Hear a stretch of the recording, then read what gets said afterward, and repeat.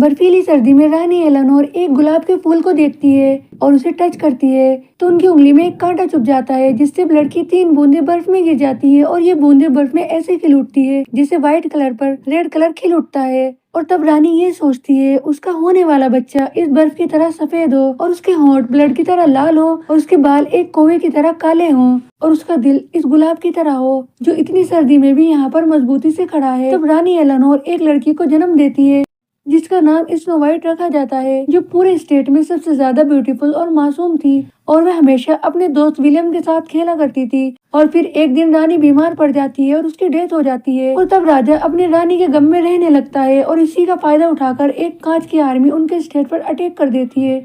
और तब राजा उस सेना को तो हरा देता है, लेकिन वहाँ पर उन्हें ब्यूटीफुल सी कैदी मिलती है जिसका नाम रेवेना था और राजा उसकी खूबसूरती को देखकर उस पर फिदा हो जाता है और अगले ही दिन उससे शादी कर लेता है। और फिर रेवेना शादी की पहली रात राजा को बताती है किसी राजा ने इसी तरह से उसका यूज किया था जब वो जवान रही और बाद में उसे कुत्ते की तरह बाहर फेंक दिया गया और वो ये कहकर राजा को मार डालती है। उसके बाद भी अपनी आर्मी की मदद से पूरे स्टेट पर कब्जा कर लेती है और वहाँ के लोगों को भी मार देती है और जिनमें से कुछ लोग बचकर भाग जाते हैं और उनके साथ स्नो वाइट का दोस्त विलियम और उसके फादर ड्यूक भी चले जाते हैं। और तभी स्नो वाइट को एक बड़ी ऊंची मीनार में कैद कर देती है। यहाँ पर हम देखते हैं रेवेना के पास एक बहुत बड़ा जादुई शीशा होता है और तब वे उसके सामने खड़ी होकर पूछती है इस स्टेट में सबसे ज्यादा ब्यूटीफुल कौन है। मेरी रानी, आप सबसे ज्यादा ब्यूटीफुल और पावरफुल हो। लेकिन हम देखते हैं रेवेना के अंदर इतना जहर भरा होता है कि वहाँ की जमीन भी बंजर हो जाती है। अब हम स्नो वाइट को देखते हैं जो बड़ी हो चुकी थी और वे अपने आप को गर्म रखने के लिए मीनार में आग जला रही थी।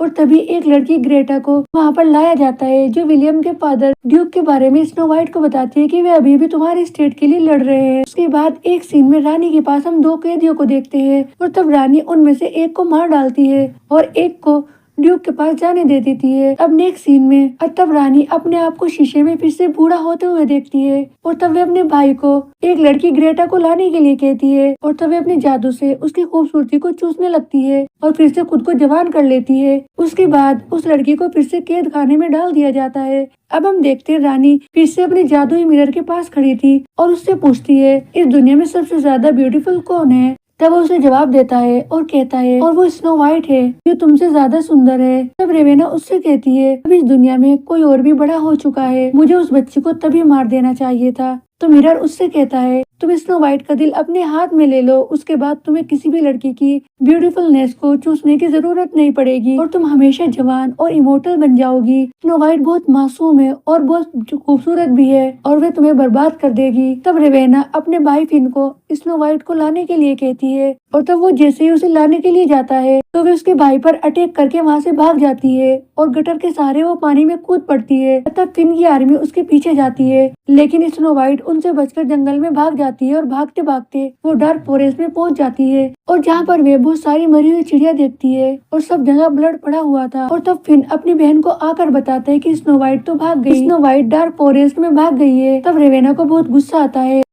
बर्फीली अगर उसके हाथ में तलवार होती तो वो मेरा स्टेट छीन लेती, उसने सिर्फ एक कील की मदद से तुमको शिकस्त दे दी। और तब वे अपने भाई से कहती है तुम जानते हो ना डार्क फॉरेस्ट में मेरी कोई भी पावर काम नहीं करती, इसीलिए किसी ऐसे इंसान को बुलाओ जो डार्क फॉरेस्ट में पहले जा चुका हो। और तब फिन हंट्समैन को पकड़ कर लाता है जो पहले ही डार्क फॉरेस्ट में जा चुका था। और तब रेवेना उससे कहती है वो स्नो वाइट को उसके लिए लाए तो वे जाने से मना कर देता है। तब रेवेना अपनी चाल चलती है और उससे कहती है वे उसकी मरी हुई वाइफ को वापस ला सकती है अगर वे उसके लिए स्नो वाइट को लेकर आए। और तब हंट्समैन उसकी बातों में आ जाता है और अपनी वाइफ को फिर से पाने के लिए वे फिन और उसकी आर्मीज के साथ डार्क फॉरेस्ट में जाता है। अब यहाँ पर हंट्समैन तो पहले ही आ चुका था, इसीलिए वे जल्दी ही स्नो वाइट को पकड़ लेता है, लेकिन वे उसको आर्मीज को देने से पहले उनसे कहता है कि मुझे मेरी वाइफ वापस दो, तब मैं इस लड़की को तुम्हें दूंगा। और तब स्नो वाइट उससे कहती है मुझे इन्हें मत देना, इनकी रानी मेरा दिल निकाल लेगी और मुझे मार देगी। लेकिन हंट्समैन को इस बात से कोई मतलब नहीं था, उसे सिर्फ अपनी वाइफ जिंदा चाहिए थी। तो फिर उससे कहता है तुम कितने बेवकूफ इंसान हो, मेरी बहन के पास ऐसी कोई पावर्स नहीं जिससे वे तुम्हारी मरी हुई वाइफ को फिर से जिंदा कर सके। और तब हंट्समैन गुस्से में आर्मीज को हरा देता है, लेकिन फिन वहाँ से भागने में कामयाब हो जाता है। अब सिंड्रेला हंट्समैन से कहती है तुम मुझे ड्यूक के किले की तरफ पहुंचा दो, इसके बदले में मैं तुम्हें 100 सोने की मोहरें दिलाऊंगी। और तब हंट्समैन इस सौदे के लिए मान जाता है। और इधर हम ड्यूक को देखते हैं जो सभी को ये बात बता रहा था कि स्नो वाइट जिंदा है। और ये बात विलियम भी सुन लेता है जो अब बड़ा हो चुका था। और तब अपनी दोस्त की मदद के लिए वो तीरंदाज बनकर फिन के पास जाता है और उससे कहता है कि उसे अपनी आर्मी में शामिल कर ले। तो वह कहता है मेरे पास पहले ही तीरंदाज हैं। और तब विलियम उसके एक तीरंदाज को हरा देता है। तब फिन उससे इम्प्रेस होकर उसे अपने ग्रुप में शामिल कर लेता है। इधर हंट्समैन और स्नो वाइट बाहर जाने का रास्ता ढूंढ रहे थे, लेकिन तभी उन पर एक बहुत बड़ा मॉन्स्टर अटैक कर देता है। और जैसे ही वो हंट्समैन को मारने वाला था तो स्नो वाइट जोर से चिल्लाने लगती है और उसकी आंखों में देखने लगती है। तब वो मॉन्स्टर उसे कुछ भी नहीं कहता और वापस मुड़कर चला जाता है।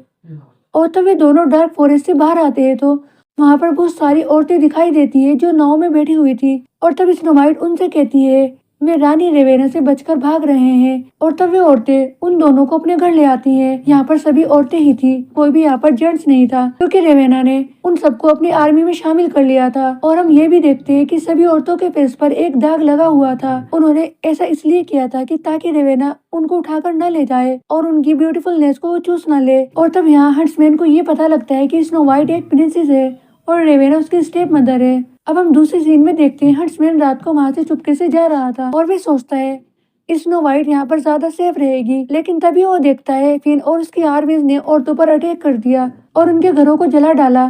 तो वे वापस आकर स्नो वाइट को फिर से अपने साथ ले जाता है। अब हम रेवेना को फिर से देखते हैं, वे बहुत ज्यादा बूढ़ी और बदसूरत हो गई थी। और तब वे अपने बचपन के उन पलों को याद करती है जब उसकी माँ ने उसे पानी में मिलाकर 3 ब्लड की बूंदों को पिलाया था और उससे कहा था ये खूबसूरती तुम्हारा बचाव करेगी और यही खूबसूरती तुम्हारे जादू को तोड़ भी सकती है। और ऐसा इसलिए हो रहा था क्योंकि स्नो वाइट रेवेना से ज्यादा ब्यूटीफुल थी, इसी वजह से उसका कोई भी जादू काम नहीं कर रहा था और वे बूढ़ी हो रही थी। और इधर हम हंट्समैन और स्नो वाइट को जंगल में जाते हुए देखते जहाँ पर वे उससे प्रॉमिस करता है वे किसी भी तरह उसे ड्यूक के पास ले जाएगा। लेकिन तभी उन दोनों का पैर फंस जाता है और वे खुद को फंदे में लटका हुआ पाते हैं। और नीचे देखते हैं तो वहाँ पर 7 बोने खड़े हुए थे जो उन पर अटैक ही करने वाले थे। लेकिन तभी स्नो वाइट उनसे कहती है तुम्हें रेवेना जादूगरनी के खिलाफ लड़ना चाहिए। और तब उनमें से एक बोना कहता है कि हमने उसके खिलाफ तभी लड़ना छोड़ दिया था तब राजा मैग्नेस मारे गए थे। तो वे उनसे कहती है मैं उन्हीं की बेटी हूँ, लेकिन कोई भी उसकी बात पर ट्रस्ट नहीं करता। लेकिन एक बूढ़ा बोना कहता है इसमें शाही खून है और यही रवेना को हरा सकती है। अब वे उन दोनों को एक छुपी हुई गुफा में लेकर आते हैं जहाँ पर परियों की दुनिया होती है।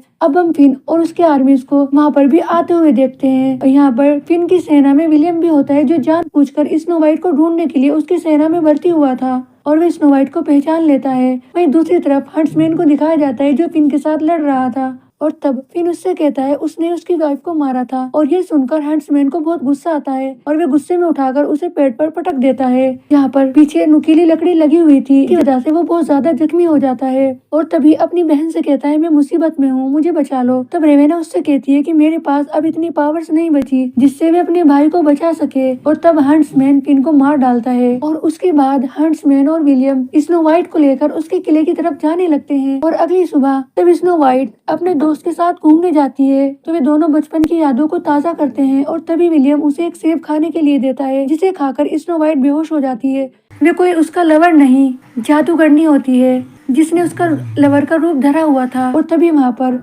असली वाला विलियम और हंट्समैन आ जाता है और उस पर अटैक कर देता है और यहाँ पर भी वो अपना रूप बदलकर भाग जाती है। अब विलियम स्नो वाइट को किस करता है क्योंकि वो उससे प्यार करता था, लेकिन यहाँ पर स्नो वाइट फिर भी होश में नहीं आती। वे दोनों उसे ड्यूक के किले में लाते हैं। यहाँ पर हंट्समैन उससे कहता है तुम मुझे मेरी वाइफ की याद दिलाती हो और वो ये कहकर उसे किस करता है। और तब स्नो वाइट जिंदा हो जाती है। दरअसल विलियम और हंट्समैन के प्यार की वजह से वो जिंदा हो गई थी। और तब वे लोगों से कहती है मैं तुम्हारी रानी हूँ और तुम सब लोग मेरा साथ दो और रेवेना के किले पर अटैक करो। और तब सब लोग उसके किले पर अटैक कर देते हैं। यहाँ पर हम रेवेना को देखते हैं जो फिर से यंग हो चुकी थी क्योंकि उसने बहुत सारी ब्यूटीफुल लड़कियों की सुंदरता को चूस लिया था। अब हम देखते हैं स्नो वाइट से फाइट कर रही है और वो हारने वाली थी। और तभी रेवेना आग में खड़ी होकर उससे कहती है तुम नहीं जानती मेरे पास कितनी पावर है और मैं कितनी जिंदगी जी चुकी हूँ। और तभी स्नो वाइट पर अटैक कर देती है, लेकिन इससे पहले स्नो वाइट अपने खंजर से उस पर वार करती है और उसे मार डालती है। और तब रेवेना के मरने के बाद सारी बंजर जमीन फिर से हरियाल और तब रेवेना के मरने के बाद बंजर जमीन में फिर से हरियाली आने लगती है और पेड़ों पर फिर से फूल खिलने लगते हैं। उसके बाद स्नो वाइट को वहाँ की रानी बना दिया जाता है और उसके फादर का ताज उसके सर पर रख दिया जाता है। इस तरह से इस ब्यूटीफुल मूवी का एंड हो जाता है।